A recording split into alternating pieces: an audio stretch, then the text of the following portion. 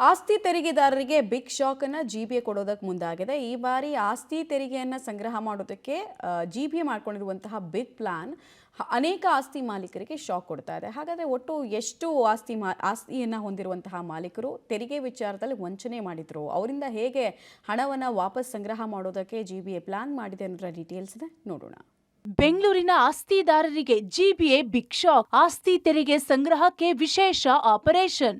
GPS drone ಬಳಸಿ 10,000 ಆಸ್ತಿ ಪತ್ತೆ. ಕಡಿಮೆ ಆಸ್ತಿ ಘೋಷಿಸಿದವರಿಗೆ ಕಾರಣ ಕೇಳಿ ನೋಟಿಸ್. ಬೆಂಗಳೂರಿನಲ್ಲಿ ಆಸ್ತಿದಾರರು ತೆರಿಗೆ ವಂಚಿಸುವಂತಹ ಕೆಲಸವನ್ನ ಮಾಡಿದ್ದಾರೆ.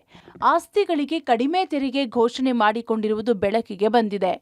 ಜಿಬಿಎ ಕಂದಾಯ ವಿಭಾಗ ಬೆಂಗಳೂರಿನಲ್ಲಿ ಮಾಹಿತಿ ತಂತ್ರಜ್ಞಾನ ಎನ್ಐಸಿ ಸಹಯೋಗದೊಂದಿಗೆ 5 ನಗರ ಪಾಲಿಕೆಗಳ ವ್ಯಾಪ್ತಿಯಲ್ಲಿ ಜಿಪಿಎಸ್ ತಂಡದಿಂದ ಮನೆ ಮನೆ ಸಮೀಕ್ಷೆಯ ಮೂಲಕ ಪ್ರತಿ ಆಸ್ತಿಯ ಜಿಪಿಎಸ್ ಮಾಹಿತಿ ಹಾಗೂ ಡ್ರೋನ್ ಚಿತ್ರಗಳನ್ನು ಬಳಸಿಕೊಂಡು ಸುಮಾರು 10,000 ಮಾಲೀಕರು ಆಸ್ತಿಗಳಿಗೆ ಕಡಿಮೆ ತೆರಿಗೆ ಘೋಷಣೆ ಮಾಡಿಕೊಂಡವರಿಗೆ ನೋಟಿಸ್ ನೀಡುವಂತಹ ಕೆಲಸ ಜಿಬಿಎ ಮಾಡಿದೆ. ಇನ್ನು ಈ ಪ್ರಕ್ರಿಯೆಯಲ್ಲಿ ಸುಮಾರು 10,000 ಆಸ್ತಿಗಳಲ್ಲಿ ಆಸ್ತಿ ಮಾಲೀಕರು ಸರಾಸರಿ 5 ವರ್ಷದಿಂದ ಕಡಿಮೆ ತೆರಿಗೆ ಪಾವತಿಸಿರುವುದು ಪತ್ತೆಯಾಗಿದೆ.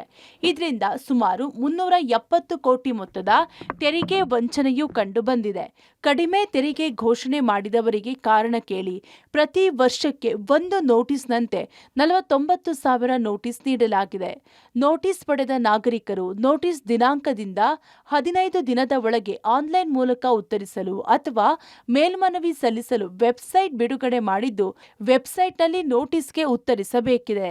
ಒಟ್ನಲ್ಲಿ ಆಸ್ತಿ ತೆರಿಗೆ ವಂಚಿಸುವವರಿಗೆ ಮತ್ತು ಕಡಿಮೆ ತೆರಿಗೆ ಘೋಷಣೆ ಮಾಡಿಕೊಂಡವರಿಗೆ ನೋಟಿಸ್ ನೀಡಿದ್ದು, ನೋಟಿಸ್ಗೆ ಉತ್ತರಿಸದಿದ್ದರೆ ತೆರಿಗೆ ವಸೂಲಿ ಜೊತೆಗೆ ಸೂಕ್ತ ಕ್ರಮಕ್ಕೆ ಮುಂದಾಗಿದೆ. Lokesh, public TV, Bengaluru.